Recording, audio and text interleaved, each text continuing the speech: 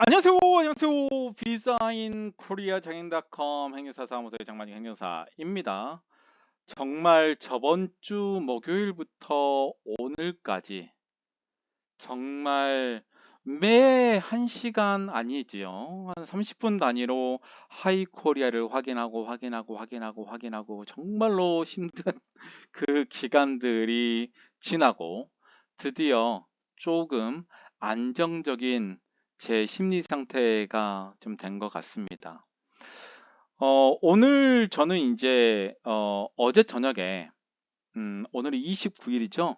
네, 어제 저녁에 K포인트 274에 대해서 이제 하이코리아에 1345에 연락을 했더니 저한테는 자료를 안 줬는데 저녁에 다른 분들한테는 자료를 줘서 그게 인터넷에 엄청나게 도배를 했습니다. 그래서 저는 하이코리아에 왜 이게 공지가 안 올라올까? 이미 배포가 되고 있는 상태라면 올라와야 되지 않을까라는 생각이 들었고, 그래서 오늘 아침에 정말 수차례에 걸쳐서 연락을 하다가 1345를 통해서 K포인트 274에 대해서 자료를 받고, 이제 그 부분에 대해서 궁금한 사항들을 한 두 가지를 요청을 했는데, 담당하고 있는 상담원이 답변을 못해서 이제 제가 그 팀장님하고 좀 확인해서 안내 좀 부탁드린다고 얘기를 했습니다. 그 후에 오늘 오전에 서울 외국인청에 이제 D10 비자 변경하고 F3 연장 신청하러 갔다가 잠깐 이제 쉬는 11시 반 정도쯤에 팀장님께서 연락이 오셔가지고 1345 이제 법무부 출국 외국인 정책본부에서 그 K포인트 274에 대해서는 잠정 중단하고 문제성이 분명히 발견된 거죠. 그리고 나서 이제 52점, 네, 우리가 이전 알고 있는 52점 또는 74점, 72점 시스템을 적용을 한다. 예, 적용을 이제 ing 계속한다. 이런 이제 얘기를 받았었고, 그러면은 K포인트 274에 대한 거는 하이코리아의 공지사항에 좀 띄워달라라고 얘기했는데, 이제 내부 절차 거쳐서 이제 며칠이 걸릴 수도 있다. 이런 얘기를 답변을 받았고, 이제 제가 이제 요거를 올리고 나서 많은 친구분들한테 연락을 받았었고요. 또 어떤 친구들은 K포인트 274가 본인한테 굉장히 좋은 거다. 라고 하시는 분도 있는데 대부분 사람들 같은 경우에는 기존에 한국어가 필수가 아니었던 상황이었기 때문에 열심히 산업 현장에서 근무하고 있는 외국인 근로자 같은 경우는 너무나 뜬금없는 정책 변경이었잖아요. 그래서 이제 요거 관련해서는 이제 요거는 잠정 중단된다. 그래서 이제 올려드렸고 요거 관련돼서 아직도 어제 K포인트 274 관련해서 1345 통해서 받은 서류들이 아직까지 돌아다니고 있는데요. 불과 몇 시간 전까지만 해도 하지만 이제 요 부분들은 확인된 사항이라서 여러분들께 말씀을 좀 드리려고 합니다. 그래서 이제 1345 통해서 팀장님 통해서 확인했던 그 274 비자가 이제 52점하고 72점 사이로 되는 건데 이게 이제 어떻게 진행이 될 거냐라는 것도 좀 궁금한 사항이 있는데 아직까지는 정책이 나오지 않았지만 제가 예상하는 거는 이렇다라고 좀 말씀을 드리고 싶고 첫 번째로 그다음에 두 번째로는 그 3만 명 같은 경우는 이제 법무부 장관님께서 굉장히 많은 기회를 주셨잖아요. 그런데 이전에 K포인트 274 같은 경우는 진입 장벽이 너무나 많다. 그러면 3만 명을 만약에 기회를 줄 수 있다면 어떤 정책을 가야 되나? 다만 이 정책이 기존 정책의 큰 테두리, 큰 테두리는 변함 없이 해결할 수 있는 방법이 뭐 있을까? 굉장히 고민하다가 한번 정책 제안을 해봅니다. 자, 3만 명 선발을 위해서 어떤 정책을 실시를 해야 될 것인가? 현재 52점 또 72점, 진짜 7년이 넘게끔 시스템이 완성된 거거든요. 요거를 버리기 쉽지 않습니다. 그래서 어떤 식으로 조금만 변경을 하게 되면 많은 외국인 근로자한테 혜택을 줄 것인가? 그 부분들을 한번 생각을 해봤습니다. 자, 강의 들어가고요. 요게 이제 그 저번 주 목요일 날이죠. 저번 주 목요일이면 그 24일이죠. 이게 8월 24일 날 이제 법무부에 이제 올라온 이제 뉴스 이제 공제할 수 있는 사항들이 이렇게 세 가지 요건을 붙였는데 요거는 지금 잠정 중단됐다. 이렇게 좀 말씀을 드리겠습니다. 자, 이전에 제가 이제 강의를 들으셨던 분들은 이 부분에 대해서 조금 문제성이 있다고 제가 말씀을 드렸어요. 첫 번째는 연봉에 대한 부분들을 어떻게 최저임금으로 시급을 계산하고 시급을 계산한 게 연장 근무라든가 아니면은 이제 철야 근무 또는 어 이제 휴일 근무에 적용되는데 이게 말이 되냐?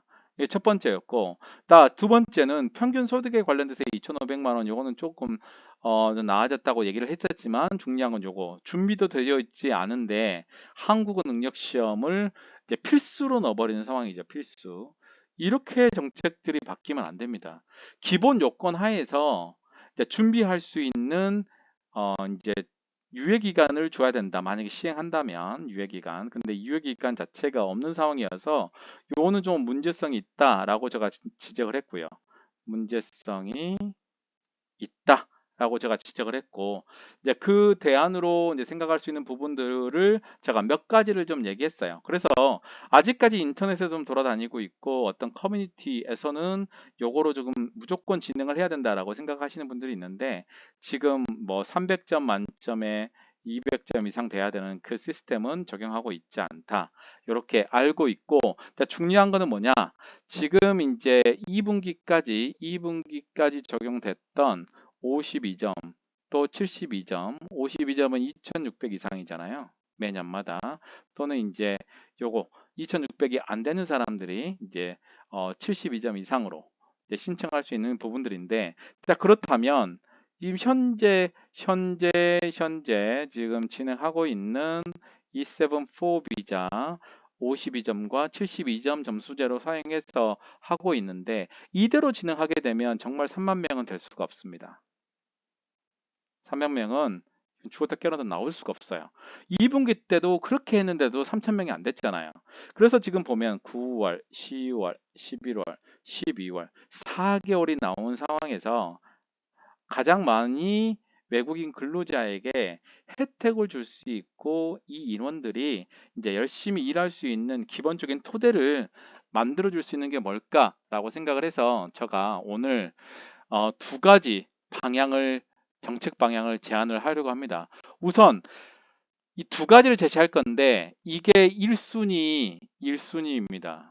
요것만 바꿔도 제가 볼 때는 10,000명 이상 E74 비자로 변경할 수 있는 대상이 되지 않을까.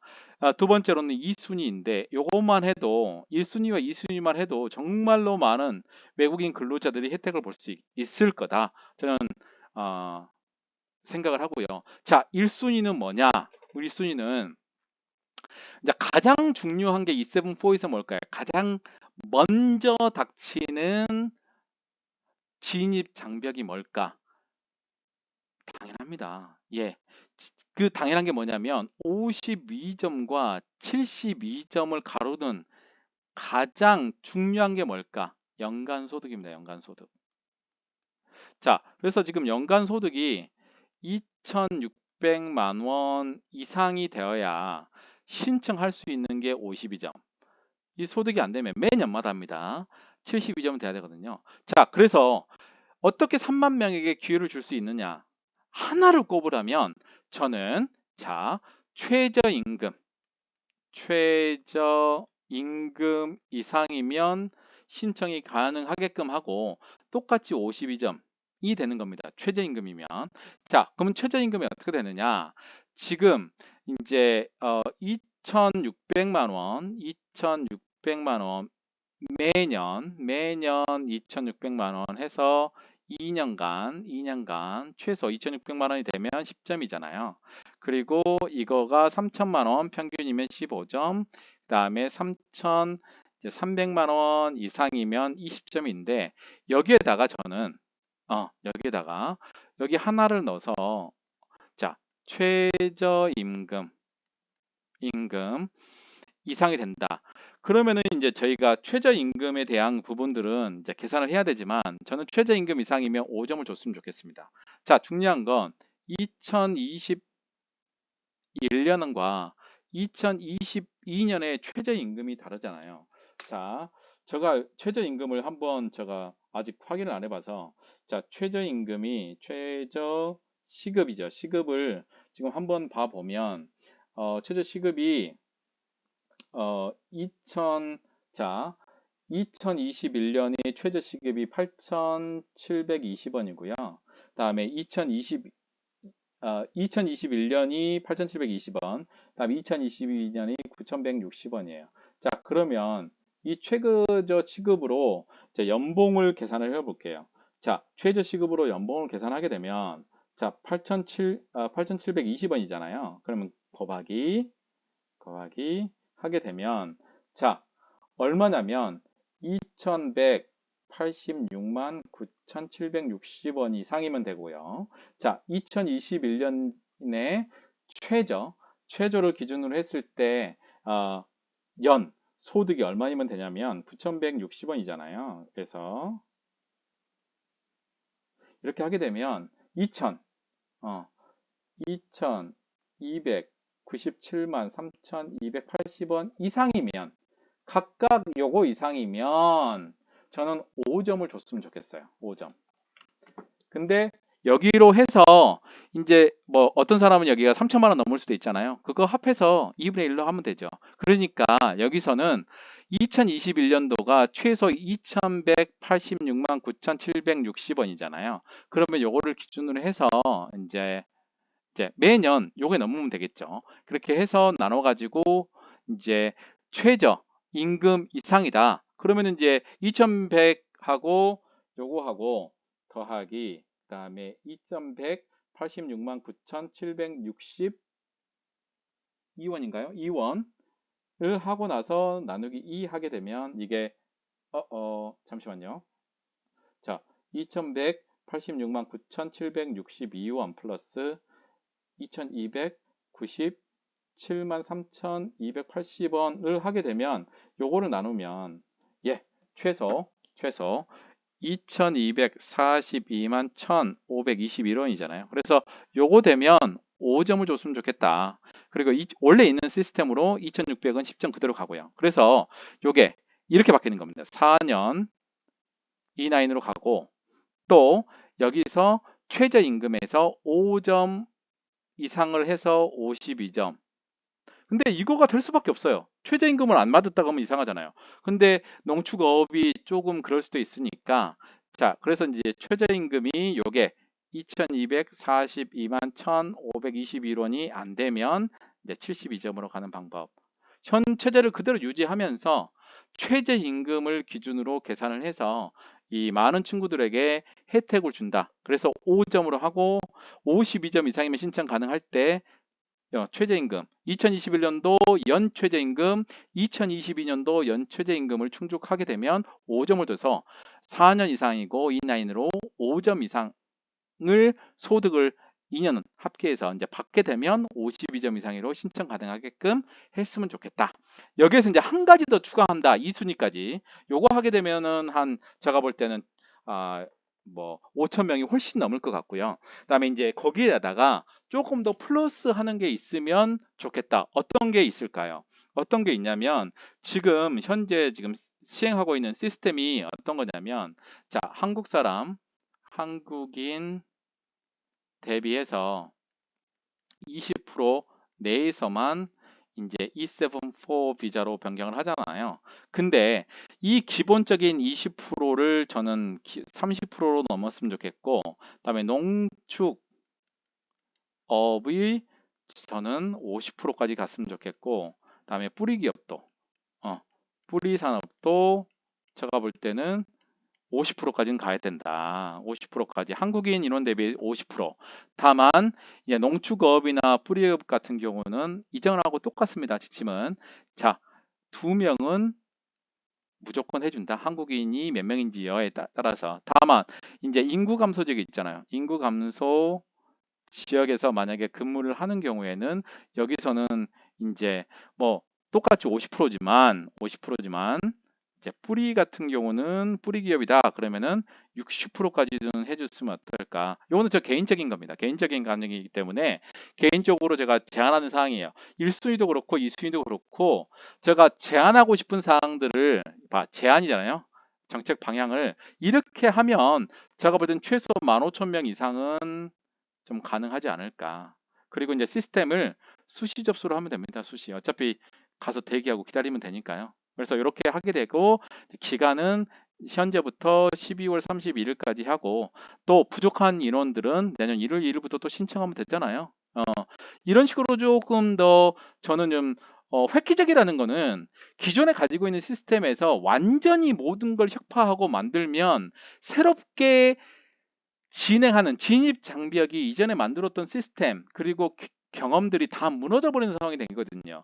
혁신적이라는 것은 뭐냐면 이거 같이 최저임금 누가 봐도 이해할 수 있는 최저임금 기준으로 조금 하게 되면 이 부분으로 신청할 수 있는 대상자가 상당히 많아진다. 그리고 이 순위로 지금 현재 할 수 있는 게 20% 내지만 이제 30%까지 확대해 주면 정말로 이 부분에서도 많은 외국인 근로자들이 혜택을 보고 이제 신청을 할 수 있겠다. 왜냐하면 여기서 근무하고 있는 사람들이 한국인이 근무하는 사람이 좀 적잖아요. 그래서 이런 부분으로 혜택을 좀 주면 어떨까? 그리고 접수는 무조건 수시 접수로 좀 진행하면 좋겠다. 그래야 뭐 시간에 맞는 사람들은 하루 종일 대기하고 기다리면 되잖아요. 하루만 기다리면 되니까 준비해서 이런 식으로 갔으면 좋겠다. 지침은 동일하되 이제 1순위로 요게 좀 바뀌었으면 좋겠고 만약에 바뀌는 게 하나가 있다면 그다음에 이제 두 번째까지 조금 더 바꿔줄 수 있으면 좋겠다라는 게 한국인 대비해서 이제 외국인 고용 비율을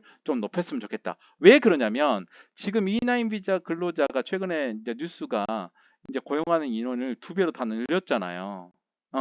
두 배로 다 늘렸잖아요. 그렇기 때문에 요 부분들도 뭐 기존에 나왔던 지침보다는 조금 더 좀 플러스적으로 좀 해줘야 되지 않냐. 한국인이 회사에서 많이 근무하면 좋죠. 근데 지금 아시겠지만 다 3D 업종에서 근무하고 있잖아요. 특히 이제 뿌리 산업이나 농축업 이 경우에도 정말 힘들잖아요. 사람들이 안 가요. 그렇기 때문에 혜택을 좀 주면 조금 더 좀 이런 부분에 열심히 일을 하면서도 좀 우리 농축업 쪽에 조금 일들을 만들 수 있지 않을까. 특히 뿌리 산업 같은 경우는 사람이 안 갑니다. 이런 경우도 그렇고 인구 감소 지역에 조금 더 혜택을 주면 되잖아요. 그래서 아예 모든 게 없는 거를 만드는 것보다 가장 현명한 정책은 지금 가지고 있는 정말로 좋은 시스템 가지고 거기에서 부족한 부분들을 혁파하고 만들어 나가는 게 가장 이상적인 정책 방향이에요. 7년간 만들어 왔잖아요. 274 정책이. 그렇다면 그 정책의 좋은 점은 받아들이고 그다음에 이 두 가지 부분들은 조금 더 혁파해서 부족한 부분들 채워 넣으면 그게 더 좀 완벽에 가까운 정책 방향이지 않은가 싶습니다. 자, 오늘은 이제 K포인트 274가 잠정 중단됐고 그러면은 앞으로 어떻게 해야 될 것인가? 향후 274 비자에 대한 정책 방향 제안을 두 가지를 제안을 했습니다. 자, 기존 시스템을 가져가되 왜냐하면 7년 동안 만들어 오면서 정말로 많은 게 잘 만들어 왔거든요. 거기에서 조금 1번과 2번 부분들만 조금 더 느슨하게 펼치게 된다면 정말 지금 가지고 있는 K포인트 274 이거는 좀 말이 안 되고요. 엄청나게 많은 변화를 가지고 있는 상태에서도 충분히 가능하다. 이렇게 말씀을 드리고 싶습니다. 자, 여러분들 힘에 힘입어서 지금 8,630명 정도의 구독자가 생겼고 동영상도 408개가 더 올라갔습니다. 여러분들 구독해서 많은 친구들이 좀 저 강의 듣고 좀 도움 좀 받았으면 좋겠습니다. 자, 합격의 법학원에서 이민 강의를 작년 12월 달 했으니까 관심 있는 행사 있는 분들은 확인하시면 될 것 같고요. 자, 이제 점수제로 다시 복귀 회귀했습니다. 그렇기 때문에 여러분들 도움이 필요하신 분들은 010-6383-3018로 전화 주셔서 진행하시면 될 것 같고요. 자, 오늘 제가 제안 드린 이런 정책이 방향이 정말로 잘 제가 지금까지 경험하면서 생각했던 그 부분들 중에서 한 가지를 바꾸라면 또는 두 가지를 바꾸라면 현 정책에서 이 두 가지는 꼭 바뀌었으면 좋겠다. 바뀐다면 정말로 3만 명 가능할 수도 있겠다라는 좀 판단이 들어서 정책 제안을 했습니다. 여러분의 좋아요, 구독이 굉장히 큰 힘이 되고 있습니다. 여러분의 구독이 정말 큰 힘이 되고 있으니까 구독, 또 친구에게 강의 들어오라고 꼭 좀 부탁드리겠습니다. 이상 비자인코리아 정인닷컴 행사 사무대 장마진 행사 였습니다. 감사합니다.